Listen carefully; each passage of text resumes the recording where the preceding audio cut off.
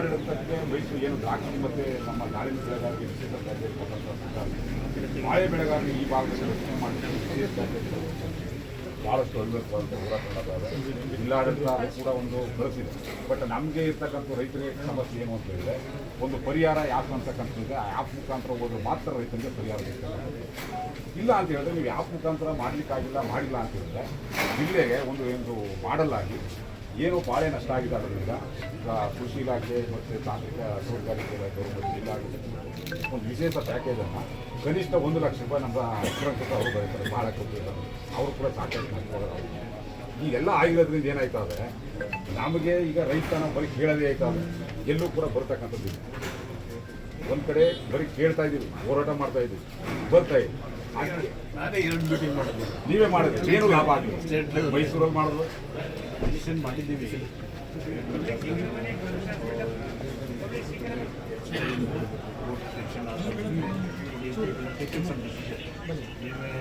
ನೀವು ಶಾಂತು ಎಲ್ಲ ಪಾರ್ಟಿಸಿಪೇಟ್ ಮಾಡಿ ಹೇಳಿದ್ದೀರಿ.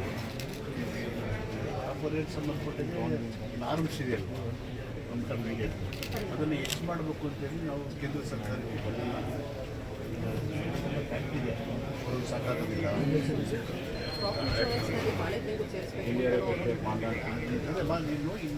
ಇನ್ನೂ ಚೆನ್ನಾಗಿ ಓದಿದ್ದೀರಲ್ಲ ಸರ್, ಓದಿದ್ವಿ ವೆರಿ ವೆಲ್. ನಮಗೆ ಈಗ ರೈತರಿಗೆ ಏನಾಗ್ತಾ ಇದೆ, ನಿಮ್ಮನ್ನ ಯಾಕೆ ಅದರಲ್ಲಿ ಡಿಸ್ಪ್ಯೂಟ್ ಹಂಗೆಲ್ಲ ನಿಮ್ಮನ್ನ ಯಾವ ರೀತಿ ಓಟ್ ಹಾಕಿ ನಮ್ಮ ಕೆಲಸ ನಮ್ಗೆ ಏನು ಕೆಲಸ ಮಾಡಿದ್ವಿ ಅಂತ ಹೇಳ್ತಾರಲ್ಲ, ನಮ್ಮ ಜೊತೆ ಹೋರಾಟಕ್ಕೆ ಬರೋರು ನಾವು ಹೋಗಿ ಹೋರಾಟ ಮಾಡೋದಲ್ಲ, ನಮ್ಗೆ ಯಾಕೆ ಪರಿಹಾರ ಮಾಡಿಲ್ಲ, ಯಾಕೆ ಬರಲ್ಲ ಅಂತ ಹೇಳ್ತಾರೆ.